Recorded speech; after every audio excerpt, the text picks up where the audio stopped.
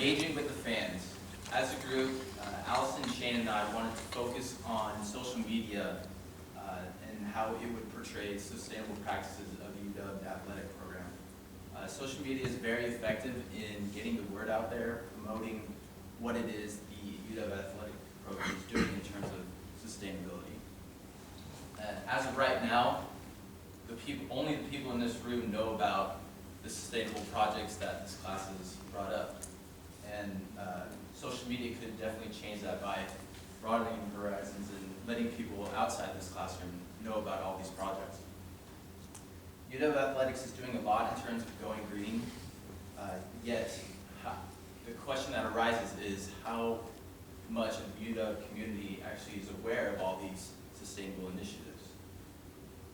I, for example, did not know that 95% of the construction waste was diverted from the landfill when we were completing the Husky Stadium.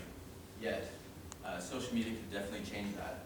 It's very advantageous to promote sustainable practices, and we are here to show you how the UW Green Athletics social media could be changed, or could be improved. But before I go in, I would just like to say that all the work that myself, Shane, and Allison have done is for preparation for next quarter, as Allison and I will be continuing our work through the Capstone Project. All right, so social media UW website. First off, I just want to say that I applaud the fact that there is a UW Green Athletics website, as I'm sure most athletic departments from around the nation don't even have a website. But it could use a little improvement. By analyzing the before and after comparison of the website, I had 3 goals. One of them was to be more organized and present a user interface, an easier user interface. I did that by kind of taking out some things and then making it more simple by having a home, about, news, get involved, contact us tab, and then just make it more organized, as you can see. I wanted to make it more attractive and entertaining, so I installed a banner that would present slideshows of photos of athletes and a sustainable quote presented by them. And then also to highlight a Green Athletics video that Shane will talk about soon, and also a picture of Dubs, the animal, not the mascot, with a water bottle in his mouth. And then my third goal was to make it more informational and educational. And I don't have the website, I don't have the tab opened up, but the About tab, the News tab, Get Involved, and Contacts tabs will definitely fulfill that goal. And then, first off, I want to say that UW Green Athletics currently does not have a Facebook page, or they do, but it could be improved. And they also don't have a Twitter account. Just a statistics for all of you guys. The number of Facebook users is 3 times the population of the United States of America, and the current population of our country is over 300 million users, so you can just imagine how much Facebook users there are in the world. And 95% of those Facebook users log in every day, so it's very advantageous. We have a huge resource in social media to portray all the sustainable practices that we do here at our school and also our athletic program. And I'm going to give it off to Shane to talk about other things. Yeah, that slide is of me. So early on in the quarter, we did an analysis of what we thought engaged us to be more sustainable. And through that, I determined that I thought that athletes promoting a given goal motivated me to change the most through athletics. So I kind of ran with that idea and decided to make a series of videos highlighting more sustainable practices to fans, because, as I was saying, I felt that fans are going to try to emulate what their idols are doing. So in doing so, I was going to engage with some athletes maybe get dubs in a video, to make the series of videos to implement more sustainable practices with the fans. However, with a couple setbacks, I was only able to make one video, which you're seeing an image of here, and right now I'm working on filming dubs, and going along with the lines of Even Dubs Does It, kind of promoting that sense of all Huskies recycle. And I'll show you guys a clip here. There's no audio plug, so just listen closely if you can. It's looking like that. It's starring yours truly.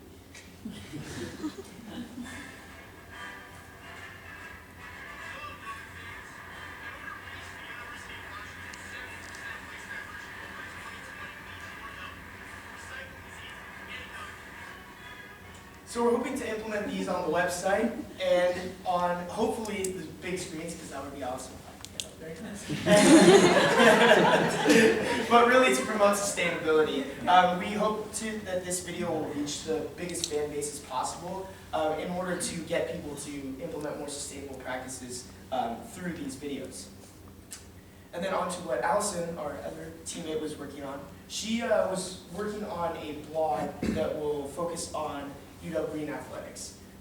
This has a bigger scope than just this quarter, as Mike was saying. It'll extend throughout the entirety of next quarter, and hopefully will highlight a lot of the sustainable things that UW is doing, from sustainable events, new findings on campus, promoting what people are doing in classes like this, and in order to promote a sense of sustainability through athletics that the fans can see more available. Through this, she'll also be working with Mike to promote the social media outlets and hopefully get more people involved with the sustainable practices that UW Athletics is implementing. Now I'll hand it off to the moving group for the remarks.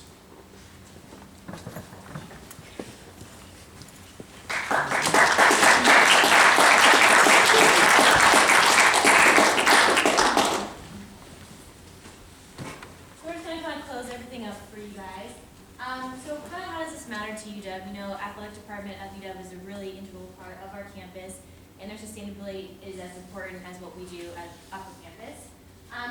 And the potential outcomes of all our projects and the continuation of sustainability is that we can become the greenest athletic department in the Pac-12, you know, potentially in the country.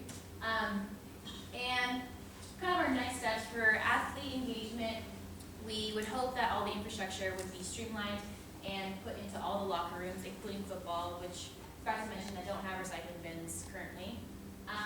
The life cycle group, they plan on hoping to get more local vendors into the stadium, as well as tailgating for local food trucks. The fan engagement will continue working on their website, their blog, and their videos, with the carbon footprint team doing official metrics and investigating carbon offsets a little further. So as a class, we kind of came up with some broad goals for the athletic department, and that would be to implement the athletic department within future iterations of the Climate Action Plan. Athletics really is a part of our university, and we feel that they should be included in all of our university. This would be a way to do that. They should also be included in future sustainability metrics and reporting. And we feel that that would hold the entire campus accountable for their emissions, as well as help play a role in bringing us all together. And lastly, calculate our emissions for reporting for like the STARS report that we do as a university. So our class would like to give a special thank you to Karen and Chip specifically and UW Athletics for partnering with this class. Additionally, all the people on the screen now provided essential advice and help through the process. So thank you very much. And this concludes our Enviro 480 presentation. Thank you very much.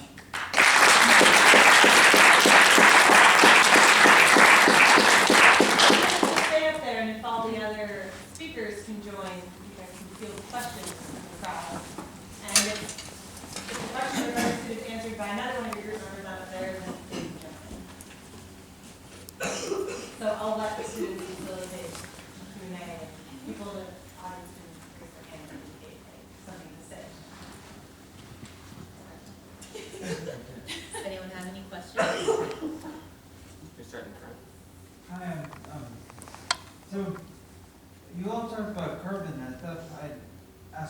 about that.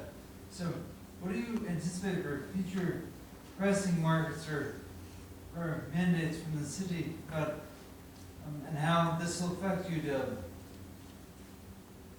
I don't know if I'm familiar with mandates from the city, if you want to. Well, the city has declared that carbon is a huge pollutant and we need to start regulating it. So, I would anticipate that implementing some of the plans that our groups here have talked about would be, would kind of put us ahead of that curve to where more than the city mandating that we need to do something, they could use us as an example and say, look, the university is doing it already, you guys can do it. So I think that we've kind of positioned ourselves to be ahead of that curve already. additionally, the University of Washington is an educating, entity to the surrounding area, and to address the transportation side of emissions would put us another leg ahead of the curve already. As we mentioned, by nature of living in Seattle, we already have 100% renewable electricity from our providers and from the university, so this would just put us that much further ahead. For the food group, you said that you talked to them. You talked to Ashley. Did she? I know that they're all throughout North America, including Canada. Did she talk about what maybe some of the challenges would be to becoming more local? The main challenge that we got was, again, like the supply and demand. There's a lot of times a real limit to how much you can get local, and so you have to go outside of that to meet the demand that you have. Does she have the freedom to buy local hot dogs if she wants to, as opposed to getting them from the company? I don't know about that. I don't remember. Yeah, like, they did talk about that, plus, I don't know, did she say anything about that? I believe that the hot dogs are one of the core products. They call them core products within Cisco. And Airmark buys from Cisco. I don't believe because of standards of health code standards, right now we can buy hot dogs locally. But I actually don't know if they even look into that. But like one suggestion we had is, I think it's down in near Safeco, you can buy field roast hot dogs that are vegetarian, and so it's not exactly the same thing, but it's still kind of going towards that co-product, and those are made in South Seattle. So I mean, I don't know what her power necessarily would be, but there's a couple options nearby. I have a question that's more for the composting group, but is Dean still here? Dean Parsons in the back. Dean is on our staff. You raise your hand, he's a great guy. He came from another organization and had a lot of ideas for this, kind of thinking, sustainability, but when we were working on bags, because I've been thinking a little bit about that, we buy in such bulk and we have contractual obligations, is kind of maybe where Karen was sort of going with that. We actually need to get deeper into our systematic purchasing and buying. We might have boxes and boxes and boxes of black bags now, so there's almost a pragmatic thing. You gotta get to the decision maker, around Dean, who's ordering product and making sure we don't blow it at the top, because now we could be sitting on multiple cases of product that we have to either unsustainably dump or run its course. So I don't know. My question is, maybe as you go forward, just look at that, be a factor to look at. If it came up pretty late and being like, oh, we got black bags here, that means we can't be successful. But no, and Dean, you can chime in, but, because you guys use the black bags for garbage, so sometimes it could just be a educational disconnect with the staff, which, that's fine, but it's because you use black for. Right now, we're using black in the restrooms for garbage. We haven't got the okay from Cedar Grove to start composting our paper towels yet. Eventually, maybe when we run out of black bags. Well, but I think the issue is, and correct me if I'm wrong, is black bags lining recycling containers. That's right. And so, but I think you guys have clear bags for recycling. Yeah, we use clear for Yeah. recycling. So I think if you are finding black in recycling bins, it could just be an educational. That's So what I'm after, yeah, so it's not only purchasing, but it's also sort of, like you were saying, putting together that memo for the custodial staff, because oftentimes there is turnover, or it just, that is an educational piece that can't be forgotten as well. 'Cause- When we went into the women's soccer and track and field, they had, like, half of the recycle bins were clear, and then half of them were black bags, and then a few of the other ones in, like, golf or a couple other locker rooms, had black bags in them. And then the second time we went back to the women's soccer and track and field, were all replaced, they all had clear, so maybe it was kind of like a miscommunication or something, so. And I think that was the point with the food group, because with Aramark, the purchasers may not be, with housing and food services, they're just buying for the University of Washington. The purchasers with Cisco may be buying for the whole country. So, that's just one more challenge that we have to battle. First I want to say great job, you guys. And for the transportation folks, was there any thought with fan transportation to games of encouraging, bus, bike, walking, that kind of thing is I guess, as a part of offsets? Yeah, there was. So originally there was a plan for biking to games in which you receive a free ticket to bike. And what we found is that that plan wasn't necessarily successful, partly due to the tailgate experience involved with game day, in which fans wanted, they drive their truck, they drive their RV to the game in order to tailgate on site.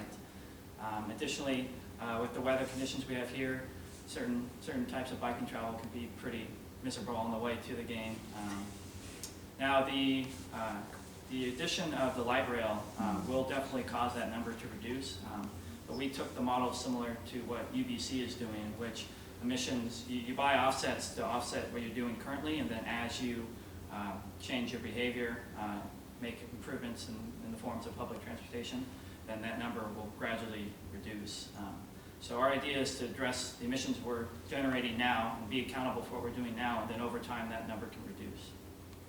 Do you want to talk a little bit, Karen, about some of the green, because you guys have had green games in the past where you have promoted, for example, alternative transportation for one specific, like volleyball or basketball. Yeah, we focused on the spring events and the afternoon events because you get into safety too if you're talking about evening games. It's amazing, and then we're talking about liability all of a sudden. So it's amazing. You start with sustainability, then you get into all these other issues. But we've been most successful with softball and baseball in spring. I had a question for you guys too, though, about the fan piece about them purchasing offsets. You said you only need 0.3% of fans to participate. How much would they be paying each? $10 to $15. $10, $15. Okay, that was Yeah. how much it was. Yeah. And that's for a whole season in addition to all the emissions. So one carbon offset, 1 ton, is generally about what a family uses in the course of a year. So purchasing one offset not only would offset all the travel, but also all of their emissions for the entire year, for each individual fan. I was wondering if you looked at other companies that are renewables, or why you picked another. So the reason we highlighted One Energy Renewables was because of their plan to develop that virtual store. They had previously presented to the University of Washington to get a partnership with the university as a whole, and I'm not sure about Another unique thing with them was the 20% kickback.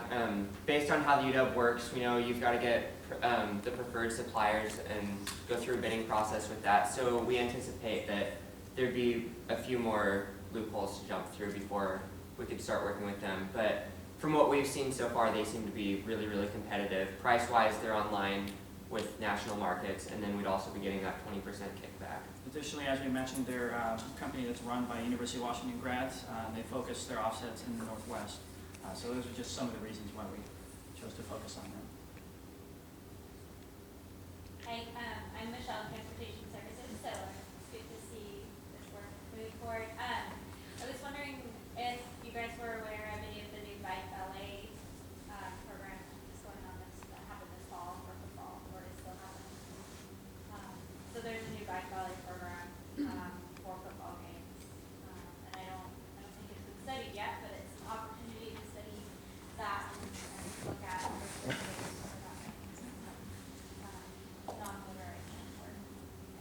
Sounds like Sean could get a capstone student on that. It'll be interesting to see what those numbers are and if they grow over time. We definitely had a lot more people use it than we were anticipating, including on rainy days. Lots and lots of people riding their bike in the rain. Do you have those numbers? We do, I don't know where they are, Yeah. but yeah. That'd be great. I believe we have numbers on all of that. Could you explain a little more about what the pedophilia is? Yeah, so it's essentially, we set up bicycle parking at the stadium on game days, and rather than having people park their own bike or whatever, we essentially park their bike for them. They get a valet ticket, and then, when they come back, we give them the ride back. So it's a streamlined process, it's, value added in that they don't have to, deal with all of the logistics. They can just kind of drop their bike off, go to the game and come back. And it's safe. Yeah. The bikes are safe. Yeah. The bikes are safe, they're washed the whole time, and, yeah, and it's free.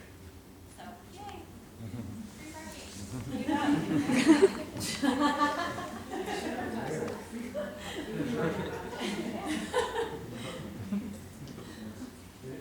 In an astounding moment for me, I actually tweeted you guys. Right now? Because that's kind of an inside joke, because I'm the last guy on Twitter. So Thank you. prove I did it. I just noticed too, that one of the things that really stuck out to me is how many of you said "we" when you're talking about the athletic department, what the athletic department was doing, and I thought it was great that you identify yourselves as being part of the athletic department, and being a student here. That we need everyone to do that. With the carbon offsets, I think it's a great idea. It doesn't seem like that much money in the big picture, but even in a little bit of money, it's like what follow the money. What motivates us, somebody to actually do that, spend the money. Whether it falls on it like a tax, it falls on pay as you go because you go to your car, or whether we want to pay for it, or we get it sponsored. It's like something. There's motivation for someone to start doing that. I think it's a great marketing opportunity for athletics to actually say that. I think that's pretty good. Actually, everybody's take on this in all four of these projects has some of that for sure. These are all about. I'm supposed to ask a question. Have some of that are appreciated too. Yeah, no, I think they all have a great space. That's the great marketing word. You say space a lot. You can make it higher. I think one of the unique things with that, at least that we found, was that Gainesville was able to do it, and I, at least personally, wouldn't think of them as having a fan base that would be super green and gung-ho about offsets. So transferring it up to here is, what's that? Was it volunteer? Yeah, it was. They've generated 20,000 offsets through donations over the past I 5 think it years. could work. People understood it. Yeah. And one of the really cool things about this is that, being in the Seattle climate, we feel that we can scale this up to the entire athletic department really, really easily. If you bring in that fan base for all of our sports, 0.3% of our football fans would have to contribute to offset the entire year's worth of admissions. The entire athletic department wouldn't be that much more, I wouldn't think. Because football is obviously bringing in the most numbers of people. Basketball, obviously, there's more games, so you're going to have to factor that in. But I think scaling this up to the entire athletic department and making us totally carbon neutral would be huge. There's a lot of space there. When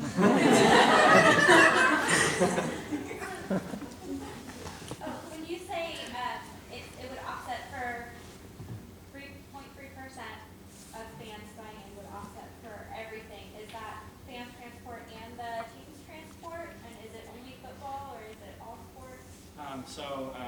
For only football, it would be $2,000 to $3,000, and that's at 209 tons. For all of the Fans or for? so that's just for the team. For the team. The 1,000 tons is produced by all of the fans traveling to the 6 home games from the 2011 season. So Okay. 0.3 of the, ended up being, I think, was it like 300,000 fans total? So 0.3 of the 300,000 fans from the 2011 season would have to purchase, so it's 1,000 divided by 300,000. That's what we 0.3%, right? Correct. 0.3%. Yeah, yeah. And that's assuming that some of those fans are the same Right, fans. right. So that- Sean? So I think it's a great idea. I mean, the offsets are certainly great, not only because that helps with overall sustainability, but also the education. But it seems that having direct fans from off-site third-party store could limit the education potential there, because the people who are going to be using the store are people who are already concerned about sustainability. I'm wondering if you looked into the possibility of some sort of optional surcharge or ticket point of purchase, or like ticket purchasing end of things as one avenue. And I guess this would also go along with the folks who are working on food.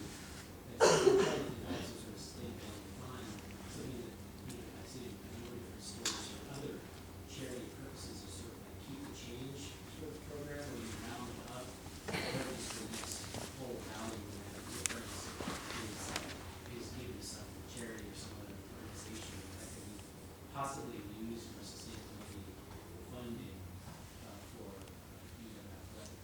Is that Yeah. something you guys look at all, or? Yeah, it was actually our original thinking was to do some type of charge, but understanding the policy of the athletic program, and they ask fans already directly through other means for funds. That's why we developed this kind of off-site store idea, in which in theory, the same thing could happen, but just not directly being asked from the athletic program itself. On that potential of the blog, is that embedded like in athletics? Would you see it maybe being an internship or something? My question gets to a little bit of being dubious about when external people want to speak to the athletic department, where it can actually be as valid as when it's sort of under the umbrella of athletics, sort of speaking about these kind of things. Do you envision it in the athletic department, or sort of, on the outside looking in, I guess? I think the way that we were thinking about it was that it was someone in the athletic department. It may not, I don't think the social media side, like the blog, would be enough for an entire internship, but if there was somebody in the athletic department that could kind of take that under their wing, because Allison's going to put the infrastructure in place for the blog, like with the social media, the other social media sites. But it really wouldn't take much to keep updating those. So if someone had a little bit of extra time, I don't think it would be too hard to tack that on to something that someone else would. So from a pragmatic perspective, having a kind of anchor person in the athletic department to kind of coordinate with, that the people could change and maybe there's another person. So I guess I'm asking them, worried that if someone's too busy, they don't care about, it's trying to get hurt. Or so you end up making your own blog on the outside, and then it's kind of like something that monitor forward. How to mesh that, get a buy-in from someone in athletics, but it's usually not marketing, right? It's more the communications. That's what's happened with our websites, for example.